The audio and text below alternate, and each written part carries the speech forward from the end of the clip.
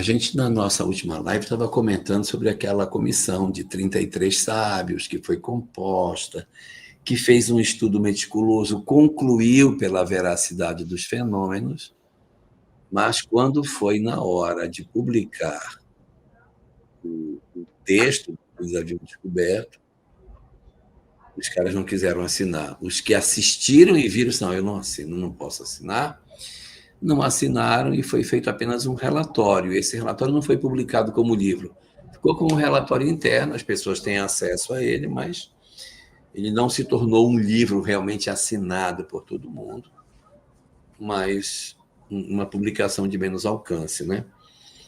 Então, de certa maneira, é um pouco frustrante você ter uma comissão formada por tanta gente que identificou tantos fenômenos, que atestou a veracidade do que aconteceu, mas não se predispôs a confrontar com o materialismo, que era muito forte na época, né? O século XIX era um período assim de muita negação. Talvez hoje, porque já existe um pouco mais de flexibilidade, as pessoas já estão menos armadas com relação a medo à religião, né?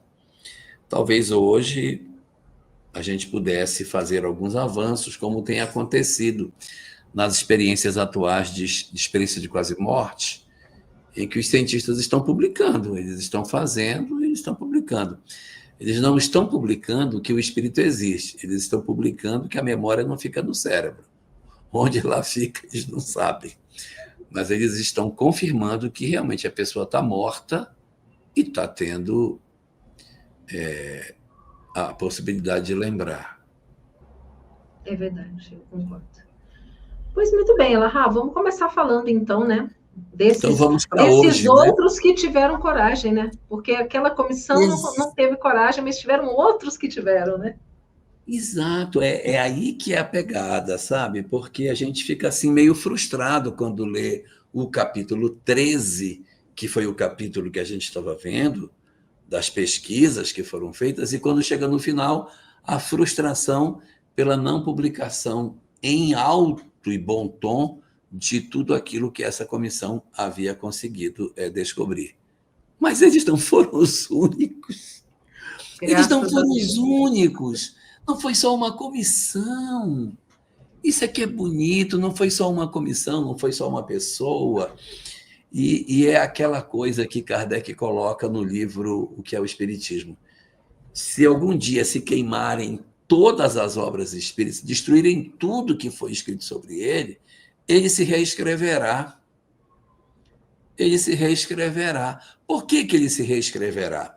Porque está na lei da natureza, não é fruto do pensamento de um homem. Se está na lei da natureza, ele vai acontecer mais cedo ou mais tarde. Vai ter um momento em que isso vai ser percebido, né? Os próprios pesquisadores da época analisavam essas questões e faziam as suas considerações também por esse aspecto, né? A gente vai ver um pouquinho mais sobre ele mais à frente, mas tem um filósofo inglês muito conhecido, chama William James. William James está em todas as... Quem faz faculdade estuda William James, porque ele é um grande pensador do século XIX, inspirador de Darwin e mais vários outros. Ele dizia o seguinte, gente, essa história de que existe vida após a morte, de que os espíritos existem, isso não nasceu nesse século. Isso desde a antiguidade se fala. Então, se é uma coisa que se fala. Aí você abafa, destrói, aquilo vem de novo. Se fala. Está passando da hora da ciência olhar com atenção para isso, porque não é possível que um fenômeno sociológico que se repete tantas vezes na história não traga seus traços de veracidade. Então, o que a gente vai perceber? Que esse fenômeno ele é um fenômeno da lei da natureza e, portanto, não foi só aquela comissão que investigou, muitos outros cientistas também fizeram. E o capítulo 14 da obra do Pedro Granja, o livro Afinal, Quem Somos, o capítulo 14 reúne uma quantidade significativa de sábios comentando sobre isso. Teve uma vez que eu contei, sabe? Lá tem 80, se eu não errei a conta, tem 84 cientistas que trouxeram as suas contribuições. E ele agrupa esses cientistas por região. Inglaterra, Estados Unidos, França, Itália, outros países. Ele vai segmentando esses estudiosos de acordo com a característica de cada um deles. E hoje, particularmente, a Ivana e eu decidimos trazer para vocês a história dos 20 pesquisadores citados por Pedro Granja, que são grandes nomes da ciência, são professores universitários, reitores, pesquisadores, congressistas, estadistas. Tem alguns que não são cientistas, são da área política, né? São estadistas, são políticos, mas a quase totalidade deles são cientistas de peso, com publicações bastante volumosas no campo da ciência. E são esses mesmos homens que analisavam as ciências do ponto de vista objetivo, que disseram, nós vamos investigar. Não é mais aquela comissão. Não, aquela comissão é aquela comissão. Agora são eles individualmente. E aí vai acontecer, taram, aquilo que a gente sempre quis. Ao invés de uma publicação feita por aqueles cientistas daquela comissão, eu trago hoje centenas de livros publicados por diversos pesquisadores, tanto da Inglaterra como dos Estados Unidos, que apresentaram as suas reflexões sobre o fenômeno da mediunidade. E, assim, um ponto a observar antes da gente começar, mas os estudos deles são todos estudos puramente científicos, comprovação da imortalidade da alma. Não trazem as discussões que Kardec traz, consequência moral, necessidade da mudança do homem, a proximidade com o pensamento de Jesus, o entendimento mais filosófico. Não, esquece isso. A publicação desses homens pesquisei, investiguei e concluí que é verdade. Pesquisei, investiguei e descobri que é verdade. E aí, primeiro dos nomes que Pedro Granja cita na obra dele é um membro da Real Sociedade de Londres, que era a sociedade que reunia as maiores cabeças, né? Porque a Sociedade Dialética, que foi aquela que fez aquele estudo, ela foi composta por um elenco de cientistas. Mas esta Real Sociedade Londrina era onde os grandes pesquisadores de todas as áreas, era muito larga. É uma sociedade que tinha um propósito diferente. A Sociedade Dialética se reuniu naquele momento para estudar o fenômeno e dar um parecer sobre ele. A Sociedade Londrina não era isso. É a Sociedade dos Cientistas, que inicia desde a época que eu era menino, lá atrás, no século sei lá qual, e aí ela vem passando os séculos e as suas cadeiras vão sendo ocupadas por cientistas diversos. E aí a gente vai ter o primeiro dos nomes que a gente fala hoje aqui, é de um engenheiro elétrico, um cara que dedicou a sua vida para estudar os fenômenos da eletricidade. Era aquela época da telegrafia, o início do código Morse. Ele fez a comunicação, as ideias para a comunicação por cabo submarino, ligando a América com a Europa. Na época não tinha satélite, então fizeram um cabo, e existe até hoje esse cabo. O cabo vai por baixo do mar assim e atravessa o oceano e liga os dois países. Depois que o satélite veio, isso aí ficou em desuso, né? Mas ele existe ainda porque é uma forma de comunicação. E o nome dele era Varley. Esse Varley, ele era um grande pesquisador da área de engenharia elétrica, fez muitos objetos para o estudo referente à questão da eletricidade, naquele período nascente das telecomunicações. Para quem não sabe, eu sou engenheiro de telecomunicações. Então, ele, inclusive, é uma pessoa identificada na história das telecomunicações pelas contribuições que ele deu. E vai acontecer alguns estudos de cientistas, não ele especificamente, mas outros vão estudar médiums. E foi esse Varley que fez alguns dos equipamentos que foram utilizados por William Crookes, o cientista que estudou Florence Cook, aquela que materializava Kate King, ele que produziu vários dos objetos elétricos que eram utilizados para a investigação da mediunidade dela e de Daniel Douglas Home. Daniel Douglas Home era outro tipo de mediunidade, não era como a de Florence. A mediunidade de Florence era materialização, excretava o ectoplasma e materializava Kate King, principalmente. Já o Daniel Douglas Home, ele não materializava, ele levitava. Levitava objetos e principalmente ele. Saía por uma janela, entrava pela outra. Foi investigado, foi virado do avesso esse cara. E as experiências feitas com Daniel Douglas Home, elas foram utilizar equipamentos que foram desenvolvidos por Varley. Então, esse cara, ele tinha uma mulher, ela era médium. E era a convivência com ela, como médium, que deu a ele as convicções. Então, porque eu podia até ter dúvida, mas os fenômenos que minha mulher produz retiram de mim qualquer dúvida sobre a existência desse tipo de fenômeno.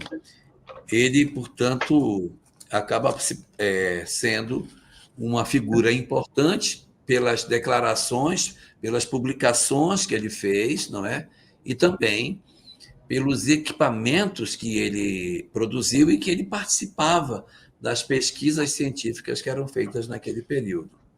E aí tem outro fator sobre ele também, né, Larra, que é muito interessante lembrar, é que depois ele também se descobriu médium, porque Sim. ele tinha a mediunidade de cura, e foi essa mediunidade que ajudou a curar a enfermidade da mulher, que, né, sofria com muitas enfermidades. Então, ele pode sentir em si também a mediunidade acontecendo, né? Então, isso é assim muito fascinante. E se a gente não tem aquela publicação daquela sociedade, a gente tem aqui as publicações desse primeiro cientista.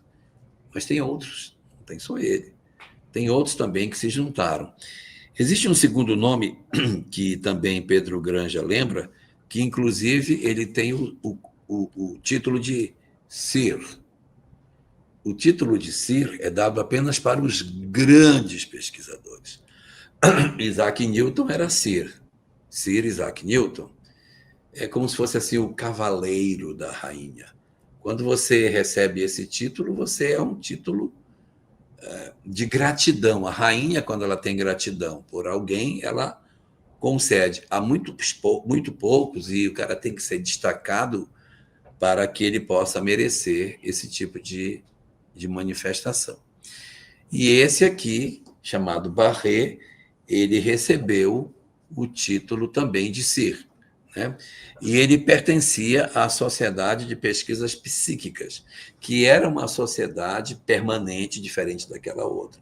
Uma sociedade permanente que estudava fenômenos psíquicos na segunda metade do século XIX, e ele, então, também produziu literatura sobre isso. Ele tem, inclusive, uma obra chamada Umbrais do Invisível. Esse umbral aí não é no sentido do umbral como a gente pensa, né? Uma coisa, porque umbral tem a ver com as palavras umbro, que é sombra, penumbra. A penumbra é a mistura da luz com a escuridão, né? Você tem a luz, você tem as trevas e tem a penumbra. Então, umbro vem de sombra, local sombreado, onde não tem luz plena, mas não é escuridão, é meia luz. Então, a gente tem muito o nome no Espiritismo, o nome de umbral para essa questão. Mas uma porta, ela tem um umbral da porta. O umbral é o portal, né? É aquele negócio onde entra o castilho da porta. E ele criou uma obra chamada Nos Umbrais do Invisível, que é exatamente o portal do mundo invisível, ou seja, a porta que dá acesso para o mundo invisível, e ele estudou o fenômeno da morte, o fenômeno da sobrevivência do espírito, por isso que são umbrais do invisível. As pesquisas se concentravam na confirmação de que sim, que existe vida após a morte e que os espíritos daqui passam para o lado de lá. Mas ele tinha uma natureza muito inflamada. Então, assim, os textos que ele escrevia eram textos assim muito indignados, né? Ele era muito indignado com as coisas. Não é possível que a pessoa não compreenda. Como que o cara quer discutir se ele não conhece nada, né? Então, ele não tinha muita paciência para lidar com essas questões. Ele parece muito com Oliver Lodge. O Oliver Lodge também não gostava de discutir com quem era descrente, mas o Barré, que era Sir Barré, ele tinha essa característica de, quando escrevia, carregava na tinta, criticando os opositores, indignado com quem não crê. E esses livros estão aí, sabe? Eles estão disponíveis, Ivana, para quem quiser consultar os experimentos que esses homens faziam, onde a gente percebe que, de certa forma, o ambiente acadêmico não tem muito interesse de investigar sobre isso, porque outras pesquisas, às vezes solitárias, receberam uma atenção muito maior do mundo acadêmico. Você pega uma pesquisa de Charles Darwin, que ele levanta a hipótese da origem das espécies, e aquilo ali norteia uma mudança no rumo da ciência. E quando você pega esse conjunto grande de pesquisadores trabalhando, publicando, investigando e trazendo as suas conclusões, você vê o ranço que o mundo científico tem de não querer fazer contato com esse conhecimento, de não ter interesse por isso, né? Não aceitar. É interessante, né? Porque ele fala que ele não tem dúvida nenhuma da existência da alma e do mundo espiritual, né? Ele fala que ele não tem a menor dúvida de que a alma sobrevive e que existe um plano espiritual onde essa alma vive, né? É muito interessante. Sim, e essas convicções eles vão tirando do quê? Dos experimentos que eles vão fazendo. Não é só um experimento. Eles vão fazendo experiência. Não, e esse outro, de onde veio, como é que é? E vão confirmando, vão fechando a lógica das coisas.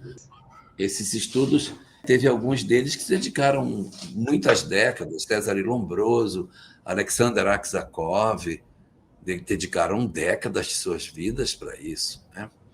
E tem um outro que ele também comenta na obra, esse é bem conhecido do movimento espírita. Quando a gente cita os principais pesquisadores espíritas do século XIX, esse aparece, que também é Sir. Assim como o anterior, o Barré, esse também é Sir. Esse é Oliver Lodge. Oliver Lodge, ele é físico, ele tem uma formação diferente dos outros. Então, ele estuda as questões do mundo físico e ele quer investigar a existência dessas coisas. Ele tem um currículo invejável. O cara é presidente da Associação Britânica de Cientistas, ele é o presidente. Ele é reitor da Universidade de Birmingham. Então, não é um qualquer, ele é reitor da universidade. Ele é presidente da Sociedade de Pesquisas Psíquicas. Aquela sociedade que Barré era membro, Sociedade de Pesquisas Psíquicas, Barré era membro dela, mas o Oliver Lodge era o presidente dessa associação. E ele é um grande pesquisador, porque ele publicou 16 obras sobre a questão da espiritualidade. Por isso que ele é tão visível, né? Ele tem muitas publicações no campo da física, que era a área de concentração dele, mas só do mundo espiritual, só das pesquisas da sobrevivência da alma, ele tem 16 livros diferentes. Por que essas coisas não chegam? Por que a academia não abraça essas questões? Sabe? E eu estava outro dia conversando com o professor Severino, contando uma história. A história do professor Severino é a seguinte. O professor Severino, em 2004, 2006, eu nem lembro mais, ele vai para a Itália. E na Itália ele vai a Pompeia, onde teve o Vesúvio. Aí ele chega com o guia e diz assim, eu queria saber se tem aqui na cidade alguma casa, alguma coisa que tenha pertencido a um senador romano chamado Públio Lentulus. Aí o cara diz, Lentulus? Tem uma casa aqui de um senador romano, sim. O senhor pode me levar lá? Eu disse, não vou lhe levar porque a casa está fora do roteiro. A gente vai andar e vai passar perto dela, mas eu não posso lhe levar lá porque sai do roteiro. Mas o senhor pode pelo menos me indicar onde ela é, para quando estiver perto, para eu achar?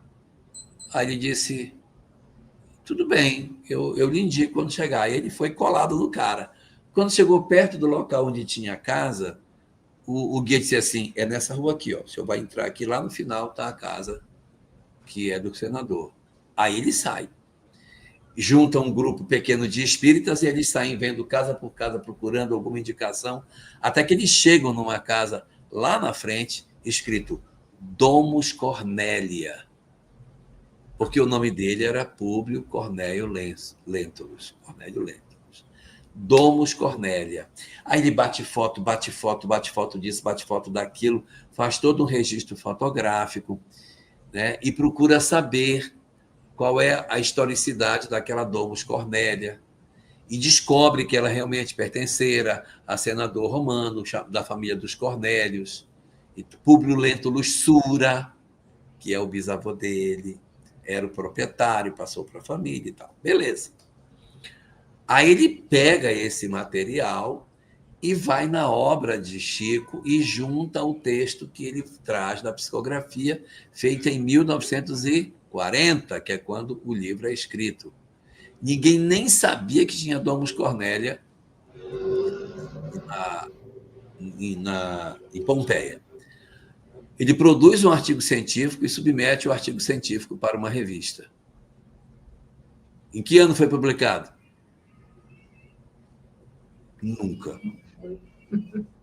Nunca. Aí ele me falando, como que você pode fazer ciência se a ciência está contaminada pelo viés da descrença? A ciência não pode ter viés.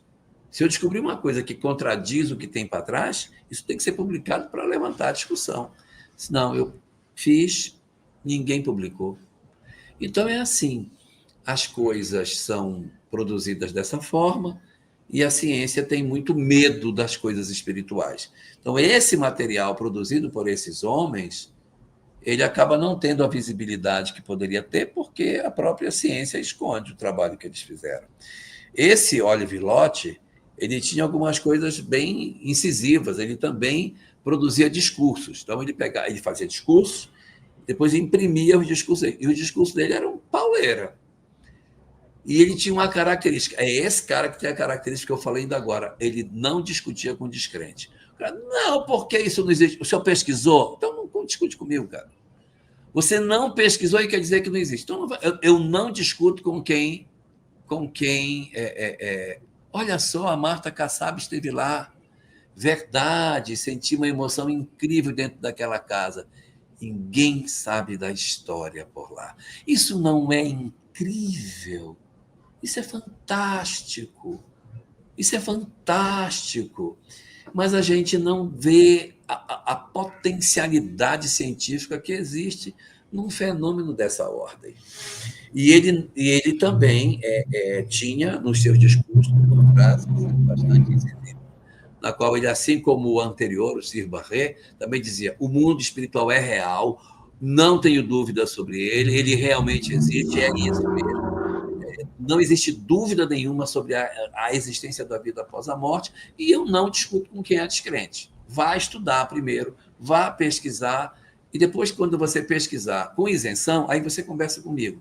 Porque eu estou pesquisando, estou vendo uma coisa. Você não quer pesquisar e quer discutir sem ter conhecimento de causa, só porque acha que não deve ter, porque na sua cabeça não pode ser, vá pesquisar para depois vir falar comigo. Esses homens, o Paulo está falando que poderia ser um ponto turístico em Pompeia. Paulo, hoje já é. Porque os espíritas vão lá e perguntam: onde é que fica a casa do povo negro? Então, hoje já está no percurso, tá? Quando eles fazem o percurso, eles passam pela casa dele. Porque muita gente quer saber, aí acaba que mudou o roteiro das visitações na cidade. É muito interessante isso, não é, Ivana? Muito, muito. E uma coisa interessante no discurso do Sir Oliver Lodge é que ele diz que ele não tem dúvida porque ele conversou horas com companheiros dele já falecidos, não é? Que também são homens de ciência e que tudo que ele trouxe, que eles trouxeram para ele de informações, não deixavam margem nenhuma para dúvida de que eram realmente aqueles companheiros que já estavam mortos aqui do ponto de vista da matéria, mas que voltavam para conversar com ele, como ele poderia conversar com qualquer pessoa que estivesse ali naquele auditório, ouvindo o discurso dele. Isso é impressionante, gente. É impressionante. Outro dia eu estava conversando com Haroldo Dutra Dias, ele comentando que esteve numa reunião. Parece que teve nessa reunião também, não esteve? Uma reunião de materialização. Lá em Salvador? Sim. Sim. Ele falando que o Arnaldo Rocha falava com ele assim, bem na cara dele, que o sopro do ar que saía da boca do Arnaldo batia na cara dele aqui. Assim, ele sentia o Arnaldo falando na cara dele. A voz do Arnaldo, as falas do Arnaldo e o sopro dele vindo na direção dele. E é fenômeno de voz direta, não é que tinha um médium falando, era voz direta. Nós tivemos em 2 reuniões dessas. Em 2 anos seguidos, nós participamos lá. Muito, muito isso é muito impressionante. Isso é muito impressionante.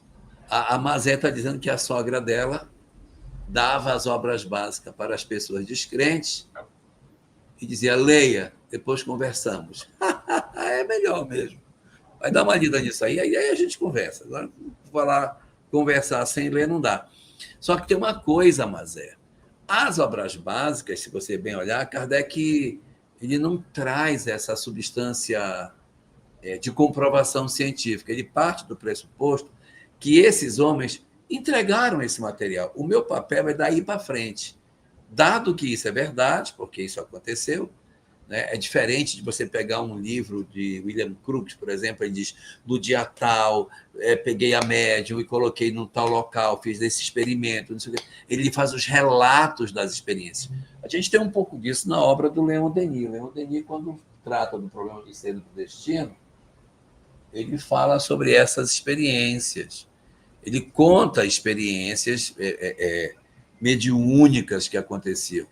Kardec não tem muito esse viés de dia tal, eu peguei um vaso de parafina e botei uma substância. Mas os outros tinham, cada um no seu quadrado. O papel de Kardec era analisar as consequências morais do fenômeno, ele e Leon Denis. Os outros, a comprovação técnica científica do fenômeno. Então, são histórias fascinantes que a gente encontra. Tem um outro pesquisador que também é lembrado por Pedro Granja, que ele não era da universidade, não era professor, não era cientista, ele era um congressista, um político, ele era um estadista norte-americano, chamado Robert Owen. Não sei se vocês sabem, mas William Crookes investigou de 1870 a 1874 a mediunidade de Florence Cook, que manifestava um espírito chamado Kate King. Só que Kate King não era o nome dela, isso era um pseudônimo. O nome dela era Anne Owen, A-N-N-E, espaço O-W-E-N. Anne Owen, esse era o verdadeiro nome de Kate King. E ela teria vivido na Índia durante um período, desencarnou e veio para esse experimento. E o nome desse pesquisador aqui é Robert Owen, ele tem o mesmo sobrenome verdadeiro da Kate King. Ele também era congressista, ele era, na verdade, ligado às questões políticas dos Estados Unidos, mas ele estudou os fenômenos e comprovou a sua veracidade. Tem até um livro, não tem, Ivana, chamado Espiritismo na Casa Branca, uma coisa assim, que fala das reuniões mediúnicas que o Roosevelt fazia. O Lincoln. Né?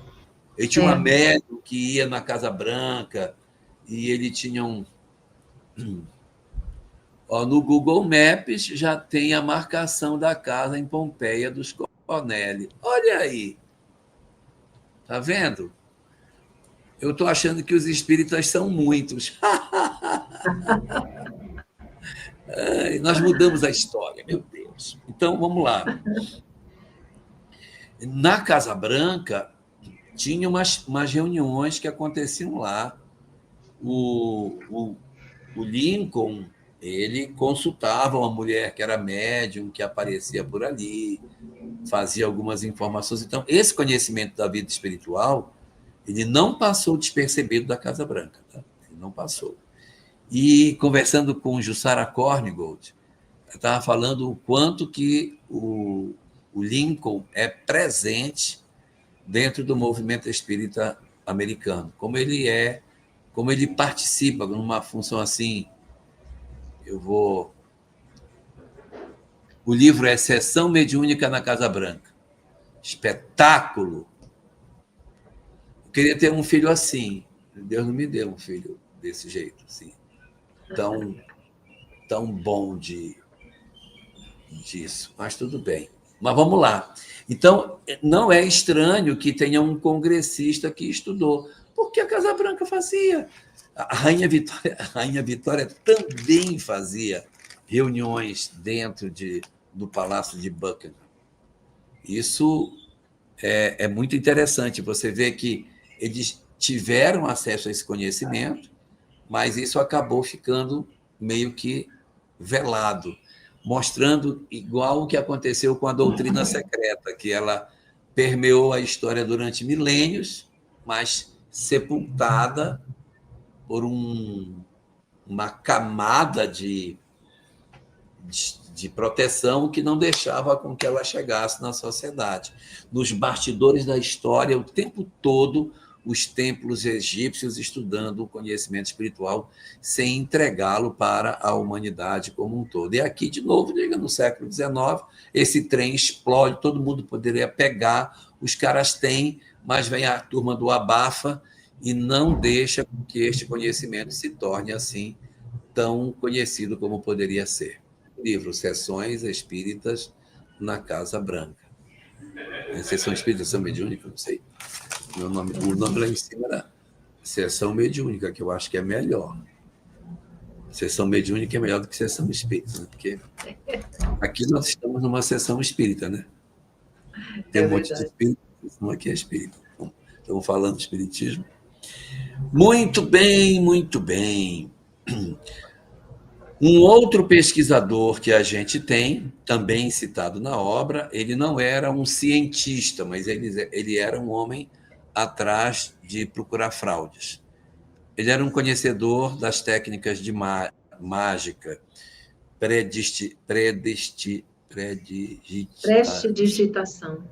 prestidigitação, que é aquela habilidade que o cara pega assim a carta na mão e a carta some na mão dele. E você diz, como é que esse cara fez isso? É a habilidade que o cara tem de mexer dados e esconde objetos na manga. Então, essa habilidade, esse outro personagem da história pesquisava muito. Ele era um professor, né? Oi? Ele era um professor, George Sexton. Sim. E aí ele pesquisa durante 15 anos o fenômeno espírita. Ele vai pesquisar durante 15 anos, vai confirmar que os fenômenos são legítimos e vai escrever 3 livros sobre o assunto. Oliver Lodge fez 16, esse fez 3, mas tá ótimo, tá bom. Publicou, já está bom. E fez 3 livros analisando os fenômenos e confirmando que sim, era verdade, que aqueles fenômenos não eram mágica, que não era isso. Então, ele usa do prestígio dele, da visibilidade social que ele possuía, para fazer a publicação e legar para a humanidade que sim, ele confirmava, pela via da área do conhecimento dele, que sim, esses fenômenos eram legítimos. Mais um pesquisador do século XIX deixando seu contributo sobre essa questão que era muito importante, né? Vamos para o próximo? Vamos, o Crawford. É o Crawford. Crawford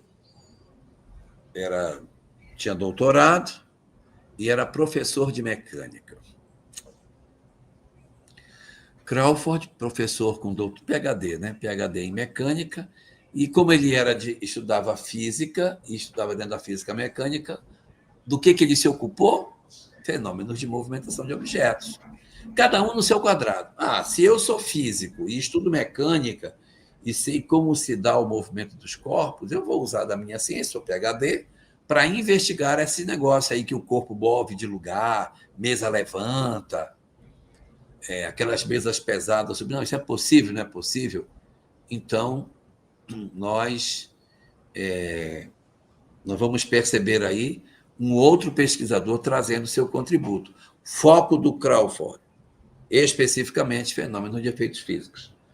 Movimentação de objetos, identificação da legitimidade das mesas girantes, das mesas flutuantes, né? Porque as mesas também subiam e as mesas desciam. Aí tinha alguns que diziam, não, isso é uma alucinação coletiva. A mesa não sobe para lugar nenhum, as pessoas entram num processo de histeria, a mesa sobe, a mesa não sobe, as pessoas hipnotizadas pensam que a mesa subiu, a mesa desce, não aconteceu nada. Isso é tudo ilusão. Aí tudo bem, então é ilusão. Aí foram para uma próxima reunião, a mesa subiu, e quando chegou lá em cima, a mesa se jogou. Eu não queria ser o dono da mesa. Aí a mesa se jogou de lá de cima e plá!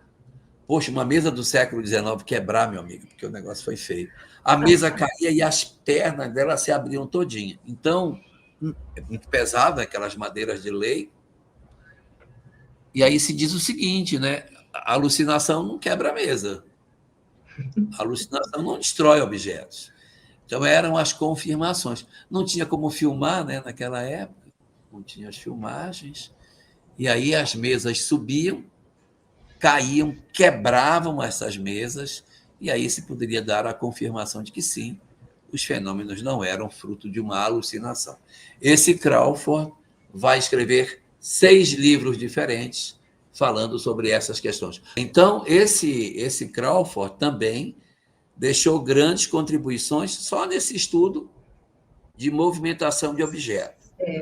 6 livros, hein? Oi? 6 livros, né? Muita contribuição. 6 livros ele produziu.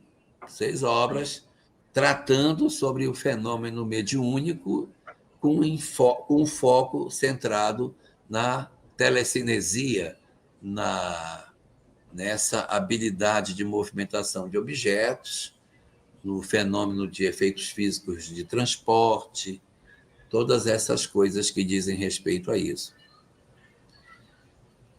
Bom, eu até me antecipei um pouquinho falando do próximo, que é o William James, que é um dos mais conhecidos dessa lista. O William James ele era filósofo, na verdade, né? Ele era reitor da Universidade de Harvard. Ele construiu até um sistema de pensamento. Seu nome é muito visto quando se estuda a filosofia do século XIX. Ele é um dos grandes homens que estrutura o pensamento. Inclusive, o pensamento dele é um pensamento muito humanista, de William James, o que é muito razoável em função das crenças que ele desenvolveu pelas experiências que teve a chance de participar. Era ele que dizia, ora, se uma teoria volta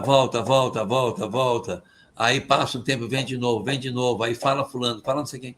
Puxa, mas todo mundo fala disso. Está na hora da gente olhar com atenção para isso, porque não é uma coisa que surgiu e desapareceu. Ao longo da história, quantas vezes se repetiu e em quantas culturas se disse que existe vida após a morte? Desde a pré-história que se fala isso, desde a pré-história. Os vários povos antigos, todos falavam de vida após a morte, todos. Não tem nenhum povo antigo que disse não existe alma, todos. Então, cara, eles não tinham conexão entre si. De onde vinha essa convergência de ideias? É aí que entra o pensamento de William James, dizendo que se todo mundo fala de diversas culturas, você pegar na história dos povos aqui americanos, nossos povos aqui, nossos índios do Brasil, também tinham a crença de que depois da morte a alma sobrevive. Isso também estava. Você pega os incas, astecas, maias, os povos ameríndios, também estavam, né? Pré-colombinos, como nós outros dissemos em espanhol. Os povos pré-colombinos também estavam cheios dessas crenças. Não há nenhuma cultura antiga que não tivesse a compreensão da imortalidade da alma. Aí William James diz, cara, não é possível.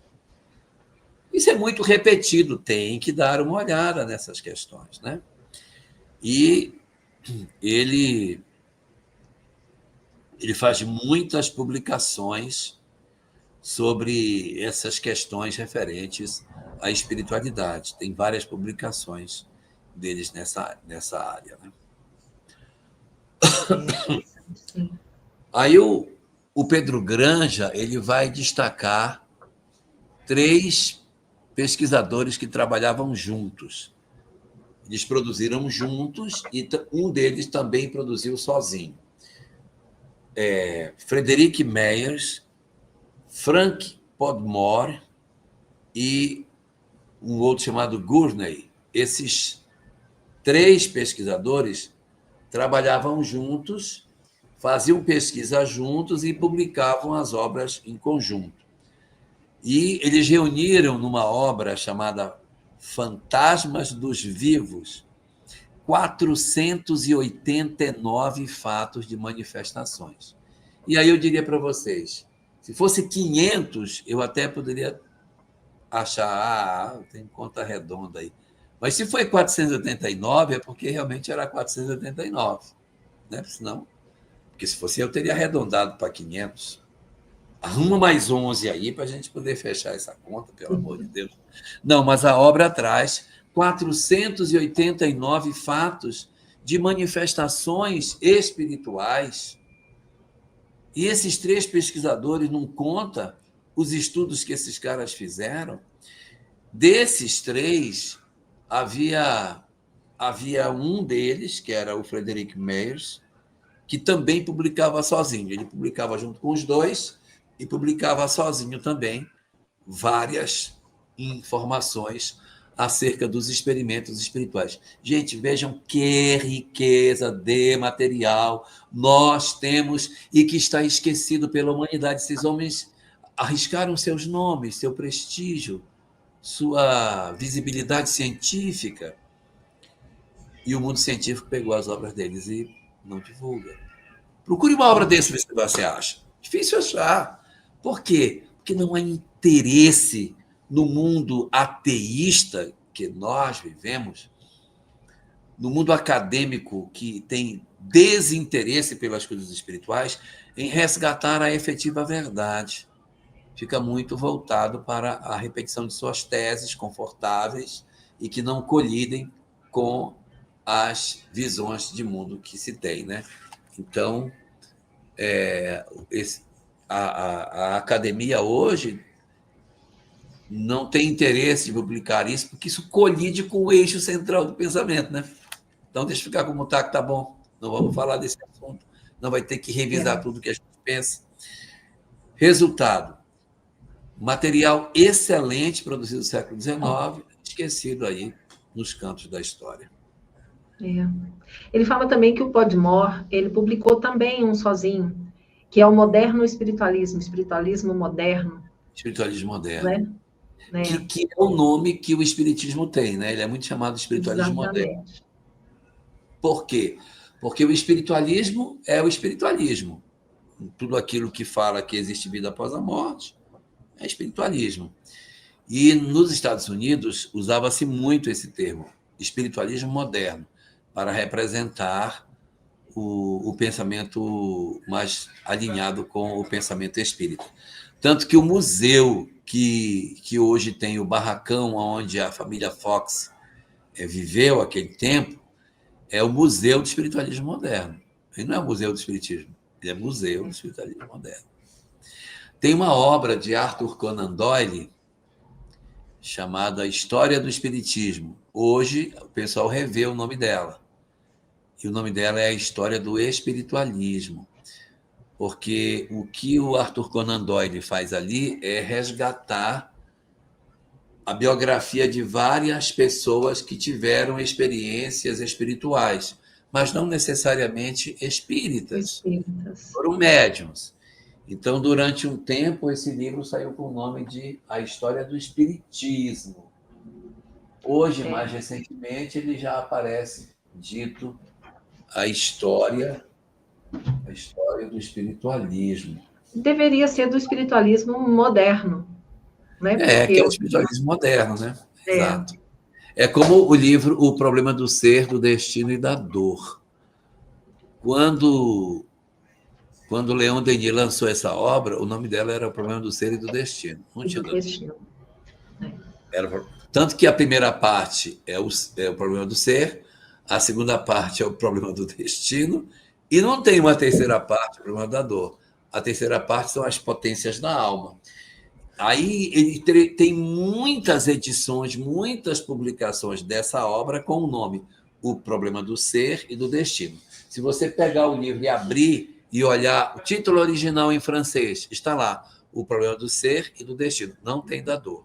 Eu me lembro que a última edição que ele fez, quando ele já estava perto da minha idade, ele mudou o nome do livro. Não, vou botar diferente. O Problema do Ser, do Destino e da Dor. Aí pegou, mudou. Então, tem muitas pessoas que se referem a essa obra como O Problema do Ser e do Destino em função da história que essa literatura possui. Eu me lembro que as edições lá do Leon Denis, do CELD, eles usavam o título original, Problema do Ser e do Destino. Muitas edições do CELD faziam isso. As da FEB colocavam, né, a nomenclatura última, mas dor, né? O CELD colocava a primeira. Olha só. Muito interessante. Muito bom. Então, vamos para frente. Tem um químico dos Estados Unidos, da Pensilvânia, chamado Robert Hare. Esse era um ardoroso combatente da doutrina espírita. Ele era um opositor, um detrator, e ele, então, foi investigar esse negócio. Não é só ele, tem outros também que viveram essa mesma experiência, né?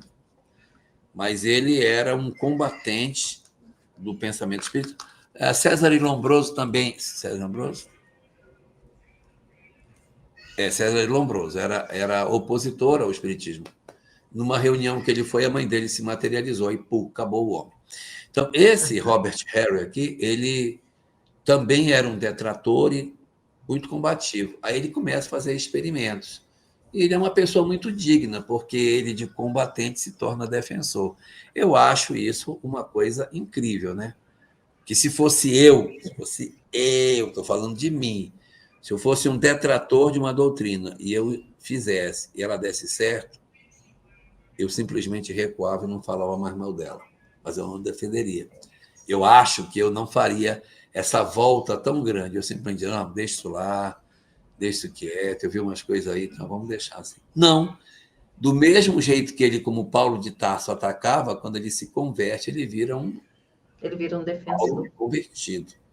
E aí ele vai produzir obras confirmando a veracidade do fenômeno espírita.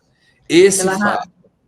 Não, é só interessante dizer o seguinte, que ele fala que ele resolveu se dedicar ao estudo para que ele pudesse combater o que ele chamava de crescente demência popular que se pronunciavam por essa grossa ilusão chamada espiritismo.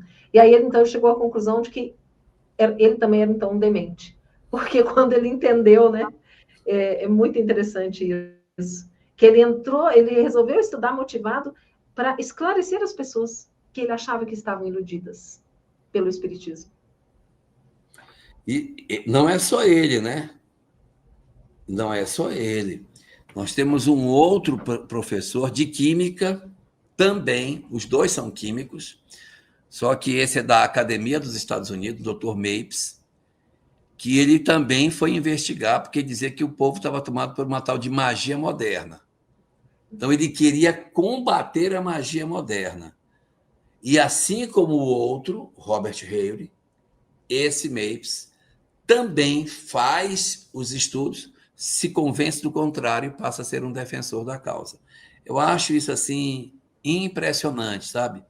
As pessoas entrarem com um foco, acontecer uma mudança na vida delas e elas fazerem esse processo de transformação assim tão significativo. Não sei se eu faria, talvez eu, falando de mim, defeito meu, eu silenciaria, não falaria mais mal. Mas eu acho incrível você ser um cientista que foi e que brigou. Isso é mentira! Isso não pode! E depois você, é verdade! Você vai achar que o cara está maluco. Então, esses daí são os pesquisadores que a gente tem até aqui. Para quem se perdeu, nós já falamos de 12 desses cientistas. 12 deles.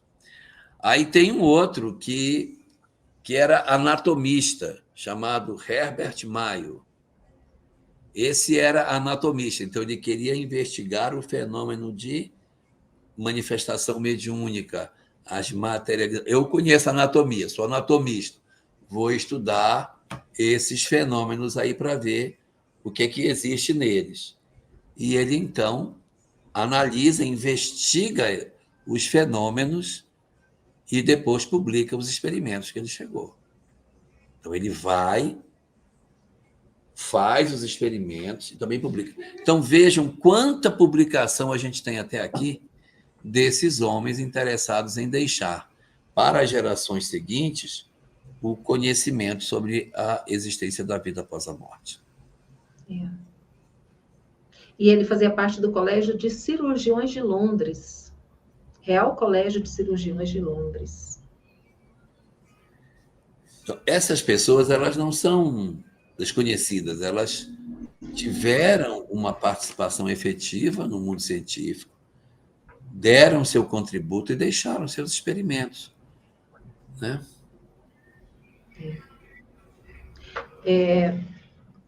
A Su está perguntando em que ano o Eberhard está citando as pesquisas. A maioria são do século XIX, né, e início do século XX, né, Larra? Sim. Algumas são da viradinha do século XX, mas da primeira parte ali, até 1920, alguma coisa desse gênero, né? Não é mais moderno, porque a obra do Pedro Granja é de 1946, então não pode ser posterior a isso. Então, elas são do século anterior e do iníciozinho do século XX, que alguns deles atravessaram, né? Passaram para o século XX. Aí, a Larra agora tem o desafio aí de fazer uma outra obra semelhante a essa que o Pedro Granja fez, falando desses homens valentes do século XX, né? Aí tem que botar o Alexander Moreira, né? Tem, com certeza. Primeiro nome que me vem. Tem que botar Hernani Guimarães. Tem o Júlio Pérez, o Décio Frederico Iandoli Júnior. Tem muita gente, né? Isso só no nosso círculo, né? Sem falar em outros. Arlene Nobre. Pois é. O material da AME está aí cheio de referências importantes nesse sentido. Bom, nós temos um outro que era professor na Universidade de Oxford, chamado Dr. Oxon. O dele era de Oxford e o nome dele era Oxon.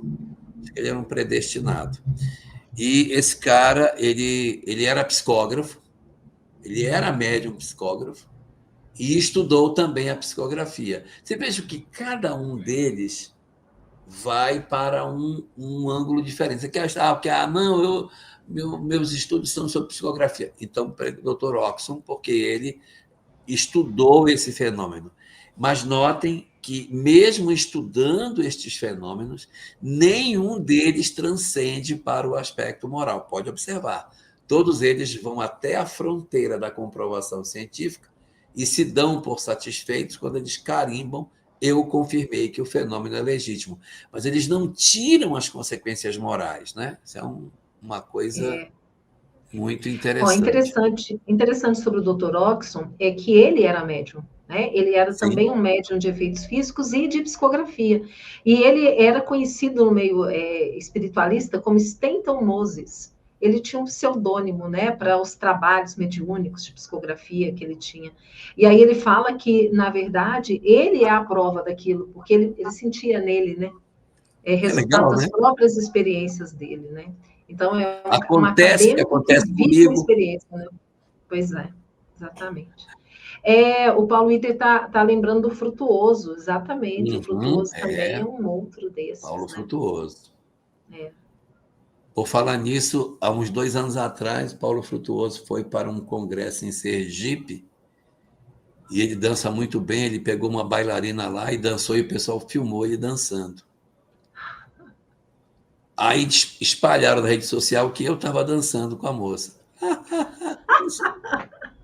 Aí eu tive que... Gente, não sou eu não sei nem dançar, não sei nem andar, que dirá dançar. E aí era para todo lugar que eu chegava: eu vi você dançando. Não sou eu, meu amigo.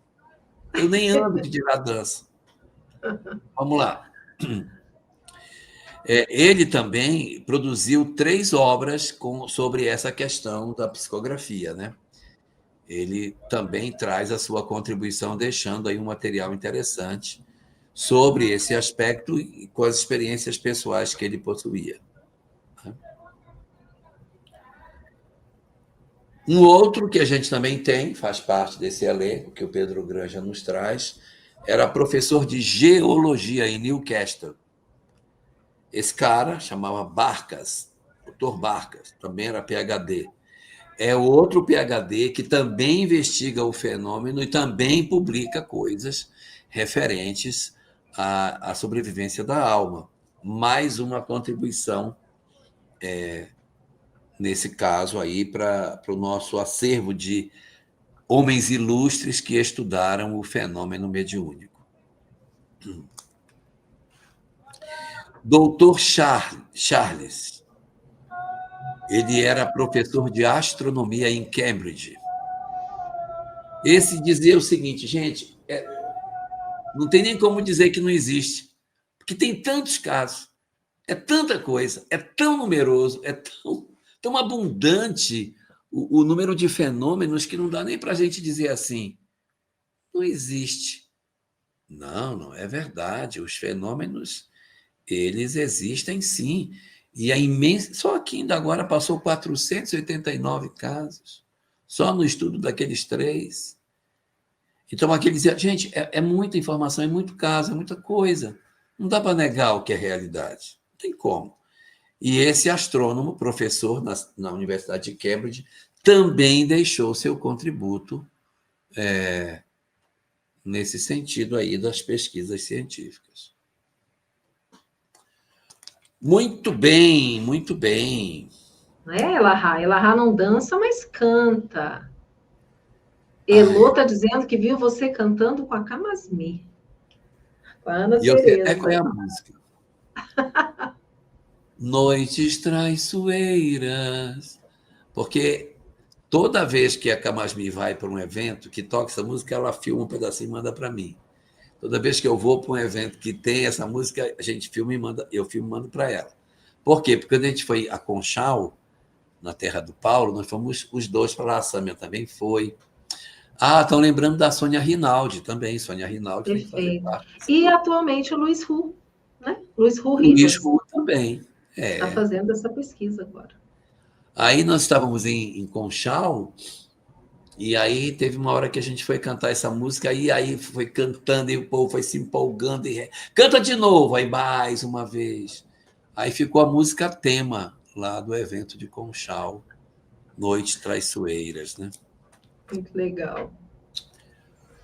Vamos para frente, que nós ainda temos 4. Os últimos vão surpreender vocês.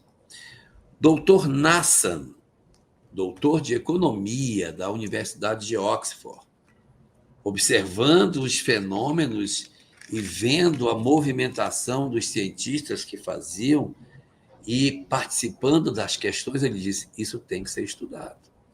Não pode deixar de ser estudado. Só que ele é professor de economia, né? Quem fala que tem que ser estudado, tem que ser estudado por físicos, por químicos, por pessoas que tenham conhecimento para dizer: não, mas não pode isso. Como que a matéria se formou? Então, biólogos, anatomistas, médicos, químicos, físicos são os mais indicados para investigar o fenômeno. Dizer, mas como assim? De que maneira isso se dá? Como que pode?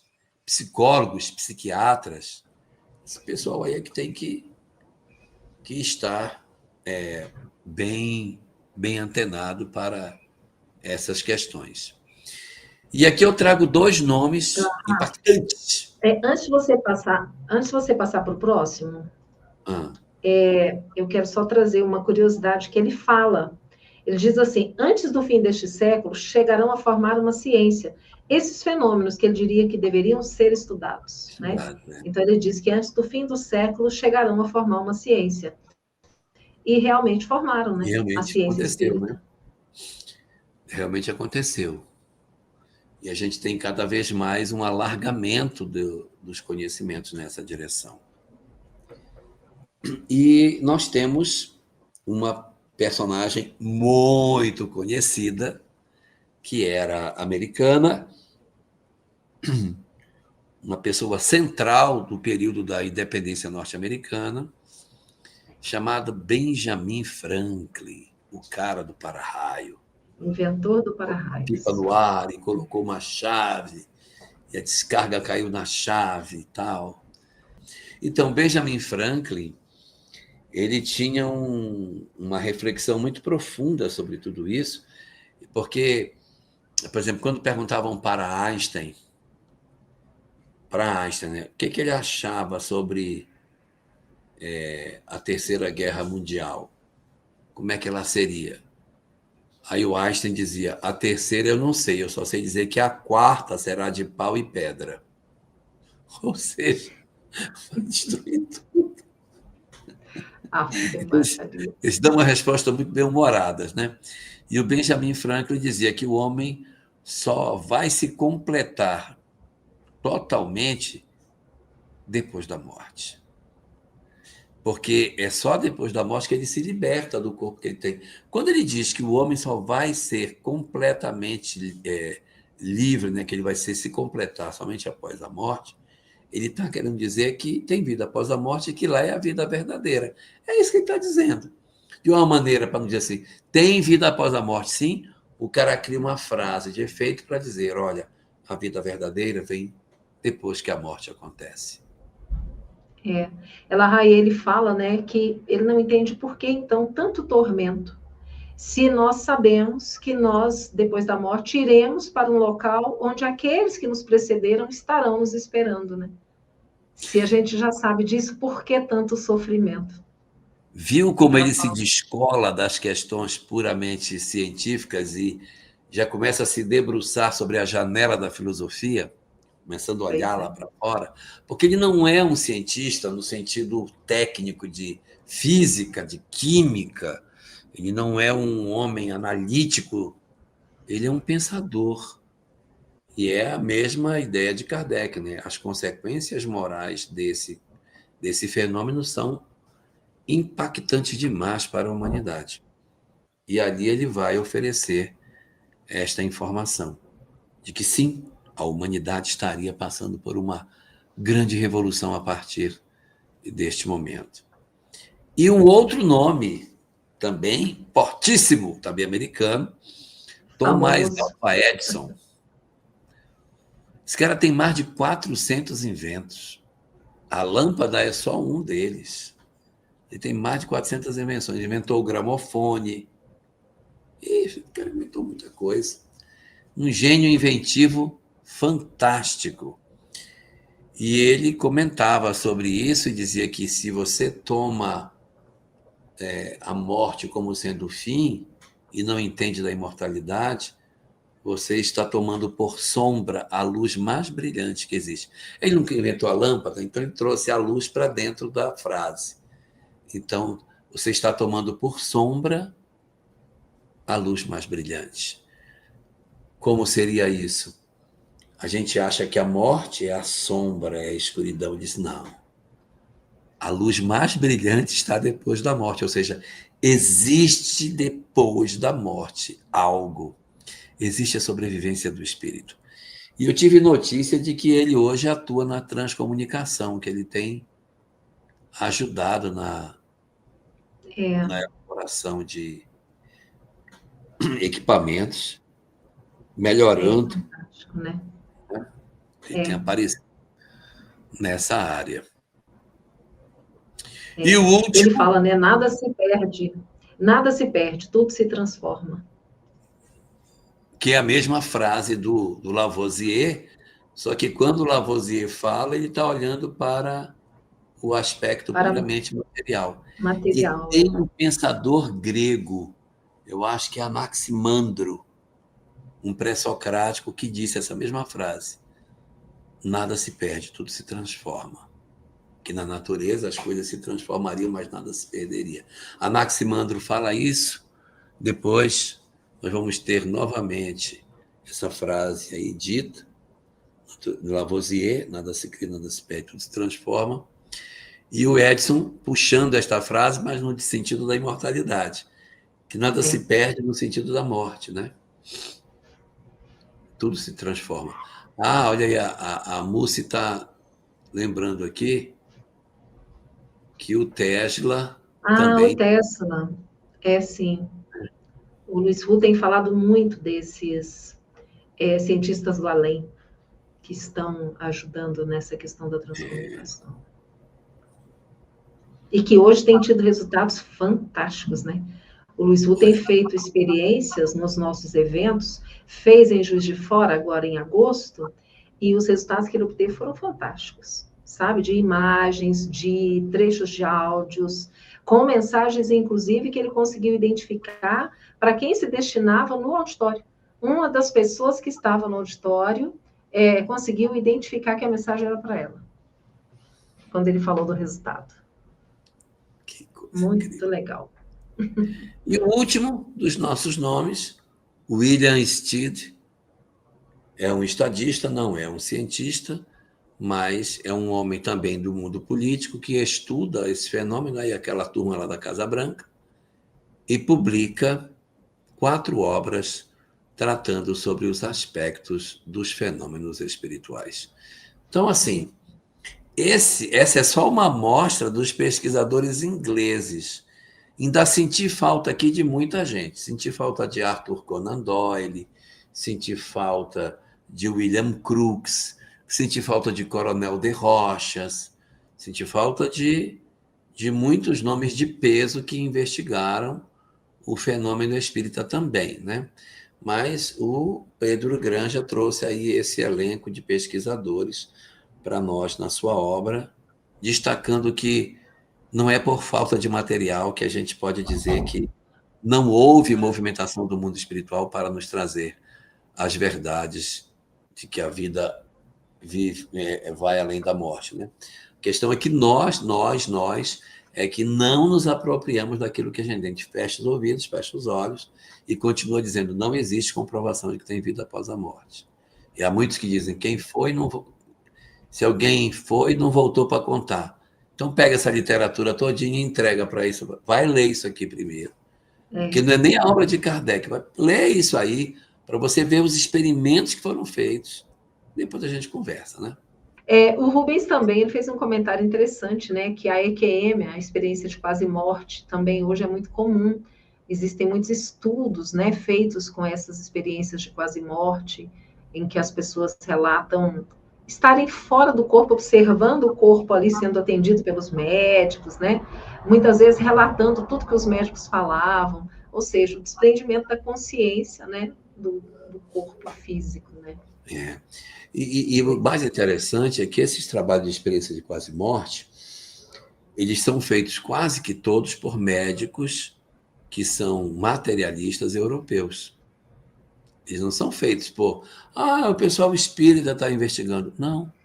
São médicos totalmente despidos de interesse religioso, descrentes, que querem estudar para entender o que está acontecendo.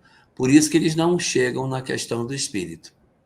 Eles só dizem o seguinte: nós já confirmamos que a memória não fica no cérebro, porque o cérebro não tem iluminação nenhuma, não tem atividade cerebral nenhuma, não está correndo nenhuma corrente elétrica, então os neurônios estão parados. Ele não pode ter nem visão, nem audição, nem lembrança do que aconteceu. Não pode ter, porque o cérebro está parado. Então, aonde estaria a memória? Não sabemos. Mas o cérebro está sendo questionado nesse sentido. E aí vem a neurociência, né? Que são esses novos cientistas investigando essa relação aí do transcendente, né? Muito interessante os estudos que estão sendo feitos nessa área, né? Tem uma publicação da AME muito boa nesse sentido, que é chamada Bioética Espírita. Uma publicação bem grossona assim. Material excelente. Cada capítulo é de um tema sempre palpitante. Então, fala de genética, fala de epigenética, fala de clonagem, fala de bebê de proveta. Todos os pontos hoje das discussões bioéticas à luz do espiritismo estão tratadas nessa obra. Muito bom mesmo, muito legal. E interessante também esses estudos que têm sido feitos com médiums, né? Tanto nos Estados Unidos quanto na Europa, em universidades como de Coimbra, também na Alemanha, e que se levam os médiums e que durante o transe mediúnico eles são submetidos a exames de imagens, né? De ressonância magnética. Isso foi feito com médiums de psicografia, também da pintura mediúnica, né? O Florencio foi um desses médiuns que participou já de algumas pesquisas de universidades. Então, existem pessoas ainda hoje pesquisando essa temática, né? Eu estava ouvindo o Anton comentar sobre isso, dizendo que as ondas cerebrais são completamente diferentes quando ele está em transe. E aí ele dizendo, uma pessoa ela tem um padrão de onda cerebral. Quando uma pessoa ela está em estado de vigília, suas ondas cerebrais têm um certo padrão de comportamento. E aí ele diz que ele ficou sob essa situação aí de investigação e a onda cerebral mudava, a assinatura da onda cerebral mudava. Exatamente. Exatamente. Aquela área que deveria estar sendo ativada naquele momento em que ele estava no transe, ela estava completamente paradinha, e eles observavam outras regiões do cérebro ativadas naquele momento, né? Então... vamos ter que estudar para entender como é que isso funciona, né? É bom porque a ciência vai avançando e a gente vai tendo a possibilidade de ver outros desdobramentos dessa questão, né? Exatamente. A Flávia está falando que tem experiências de estudos com tratamento e ectoplasmia. Em Vitória, né, Flávia? Você tá falando. Deve ser na AME do Espírito Santo, né? Muito interessante.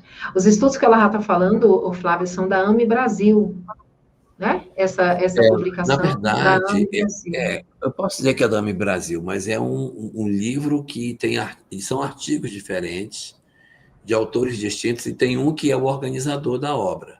Sim. E eu estive no Crato, eu estive em Juazeiro, eu recebi uma obra muito interessante lá. Eu ainda não li, mas eu vou ler. O nome da obra é A Criança no Mundo Espiritual. Em que o que eles fazem? Também é da AME, mas é da AME Ceará. O que eles fazem? Eles pegam a obra do André Luiz, aí pegam lá, criança antes de nascer. Então, o Sigismundo, toda a discussão da gestação, aí eles trazem as experiências que eles têm e encaixando no André Luiz. Criança na infância, aí eles pegam as obras do André Luiz, a criança na infância, então eles vão acompanhando a criança, o desenvolvimento dela na obra do André Luiz e, ao mesmo tempo, as experiências práticas que eles estão coletando. Bem interessante, sabe? E aí, Nossa, bem interessante. O doutor Fernando Souza é que está capitaneando esse trabalho, ele é o material. Aí passei para a Sâmia. Sâmia, você que é da área, toma. Vá ler, vá estudar, resuma e me passe o resumo da obra. A Sâmia é a sua IA. Ela é minha IA. Todo mundo, né, As fazendo isso com pessoas IA. pensam que o que eu falo fui eu que descobri. Na verdade, a Sâmia descobre e diz, você já viu isso? Eu digo, nossa, que interessante. Ela pensa, olha só, isso aqui é por causa disso aqui. Isso aqui, isso aqui. Meu Deus, que incrível. Vou falar sobre isso. Aí eu me aproprio da pesquisa dela e... Mas é legal isso, né? Compartilhar conhecimento, né? Que legal. Pessoal, então nós vamos fazer o seguinte, nós vamos encerrar agora primeiro com uma música para nos harmonizar, na sequência a prece, e a gente se despede. E eu vou colocar uma música que vocês vão amar, que tenho certeza. Um beijo para todos, obrigada pela companhia de cada um. Obrigada, Jorge, obrigada a todos.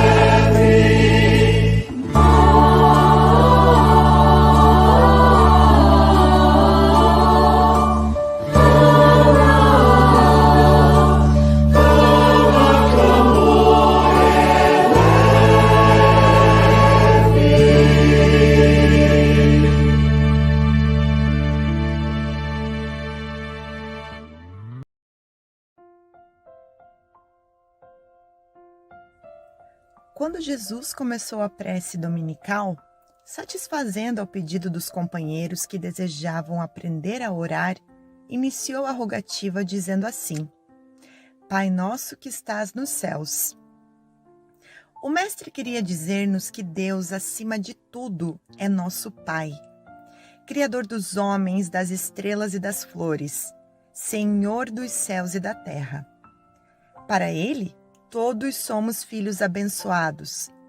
Com essa afirmativa, Jesus igualmente nos explicou que somos no mundo uma só família e que, por isso, todos somos irmãos, com o dever de ajudar-nos uns aos outros. Ele próprio, a fim de instruir-nos, viveu a fraternidade pura, auxiliando os homens felizes e infelizes, os necessitados e doentes, mostrando-nos o verdadeiro caminho da perfeição e da paz. Na condição de aprendizes do nosso Divino Mestre, devemos seguir-lhe o exemplo. Se sentirmos Deus como nosso Pai, reconheceremos que os nossos irmãos se encontram em toda parte e estaremos dispostos a ajudá-los, a fim de sermos ajudados mais cedo ou mais tarde. A vida só será realmente bela e gloriosa na Terra quando pudermos aceitar por nossa grande família a humanidade inteira. Pai nosso que estás nos céus, pelo espírito de Meimei.